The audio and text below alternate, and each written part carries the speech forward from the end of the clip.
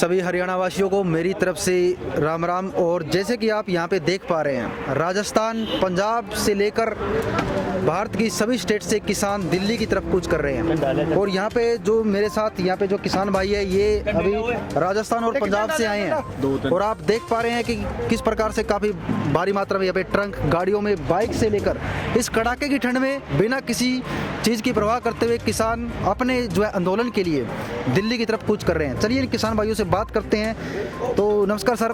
नमस्कार सर। कहाँ से आए जी आप? गंगानगर डिस्ट्रिक्ट से, राजस्थान से। अच्छा जी, तो मतलब आप काफ़ी लंबा चल के आए हैं। तो जो है कड़ाके की ठंड में आप कैसा महसूस कर रहे हैं कि ठंड के अंदर बिना ठंड की परवाह करते हुए आप दिल्ली कूच कर रहे हैं? हम अपने हकों के लिए कोई ठंड की परवाह नहीं करते।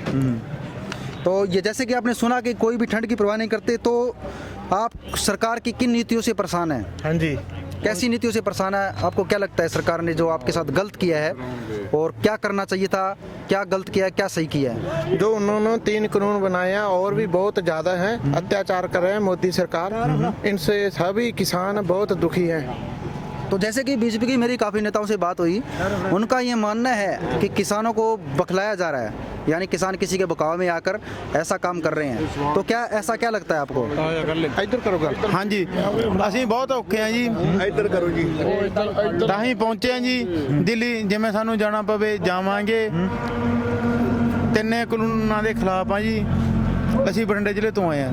तो जैसे कि सरकार अगर आपकी मांगों को नहीं मानती है, तो आप इस आंदोलन को कहाँ तक, कितने हद तक, कितने लंबे टाइम तक आप एक्सटेंड कर सकते हैं? अगर किसानों की मांगे सरकार नहीं मांगेगी तो हमें चाहे 6 महीने लगे, चाहे साल लगे, हम डटे रहेंगे। और ये जो 3 काले कानून सरकार ने बनाए हैं, मोदी सरकार सभी को मिसगाइड कर रही है, बहकावे में ला रही है।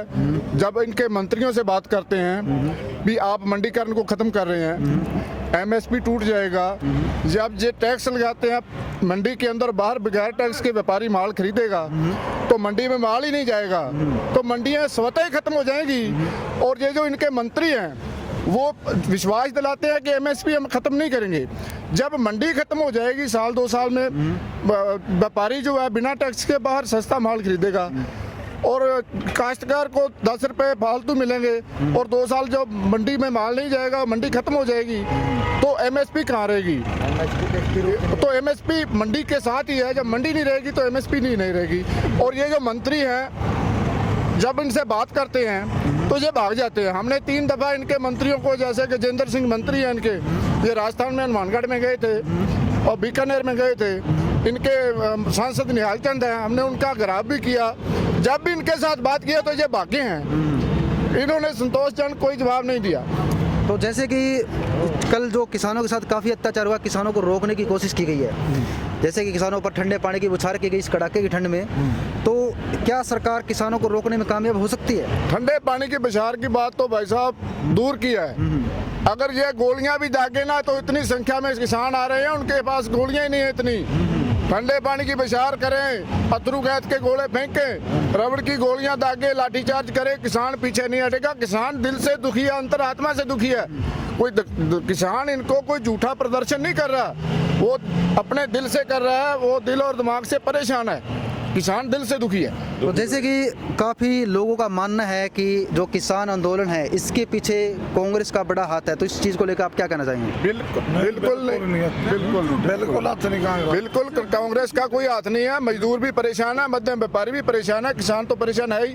पहला अटैक होगा वो मजदूर पर होगा। कितने मजदूर बेघर होंगे ये अंदाजा सेंट्रल गवर्नमेंट के पास नहीं है।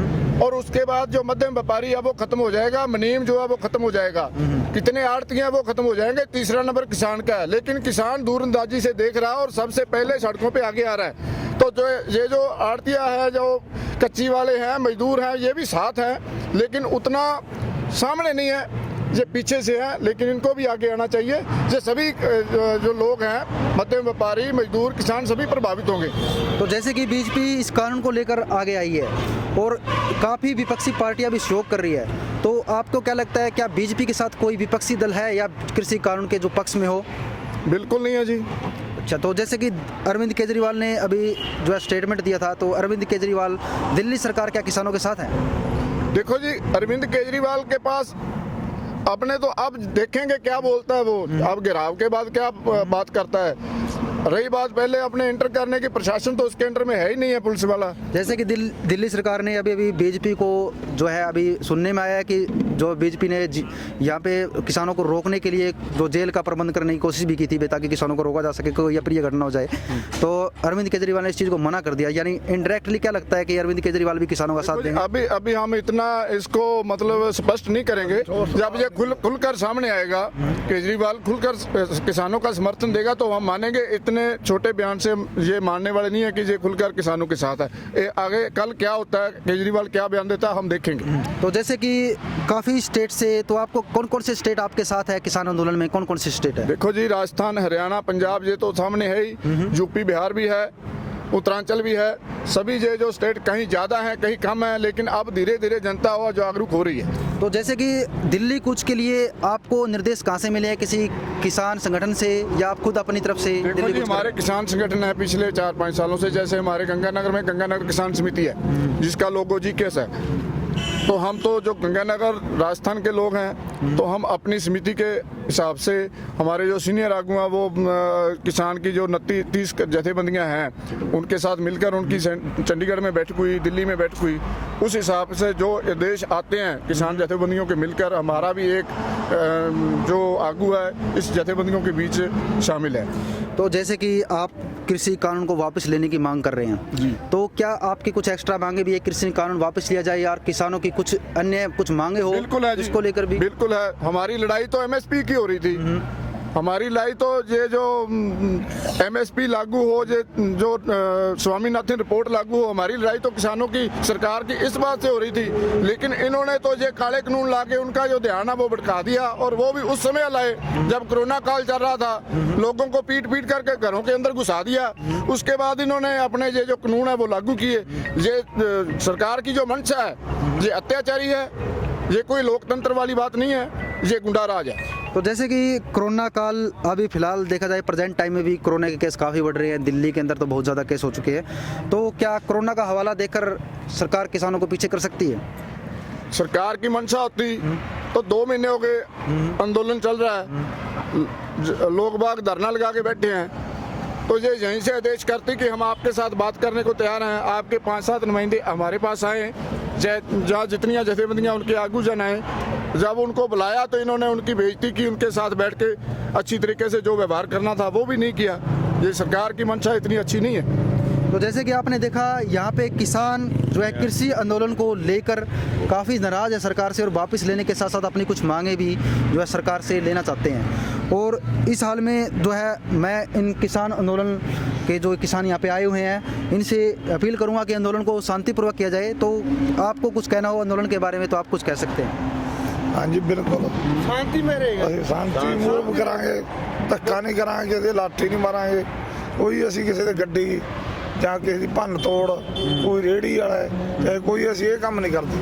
तो जैसे कि यहाँ पे सभी किसान आंदोलन को शांतिपूर्वक यहाँ पे आगे जारी रखेंगे और इसे लंबे टाइम तक जारी रखने की भी यहाँ पे कोशिश कर रहे हैं कि सरकार अगर मांग नहीं मानती है तो इस आंदोलन को 6 महीने तक भी एक्सटेंड किया जा सकता है। साल लग जाए, साल तक लगे, दूर कराएंगे। तो चलिए जी, आप कुछ कहना चाहते हैं तो हमारे चैनल के दर्शकों को कह सकते हैं। ਇਹ ਇਸੇ ਗੱਲ ਹੈ ਜੀ, ਜੋ ਕਿਸਾਨ ਦੀ ਮੰਗ ਨਾ ਮੰਗੀ ਜਾਊਗੀ, ਕੋਈ ਵੀ ਮੰਗ ਕਿਸਾਨ ਦੀ ਜੋ ਅਸੀਂ ਮੰਗਦੇ ਤੁਰੇ ਹੁੰਦੇ ਆ 2-4 ਮਹੀਨੇ ਹੋ ਗਏ ਸਾਨੂੰ 2 ਬਹਿੰਦਿਆਂ ਨੂੰ, ਅਗਰ ਜੇ ਕੋਈ ਵੀ ਮੰਗ ਨਾ ਮੰਗੀ ਤਾਂ ਫਿਰ ਕਿਸਾਨ ਕੋਈ ਕਿਸੇ ਰਕਮ ਦਾ ਵਾਧਾ ਭਮਾ ਕਰਦੇ ਨਹੀਂ, ਉਹਨਾਂ ਚਿਰ ਕੁਝ ਨਹੀਂ ਕਰਦਾ ਹੈ।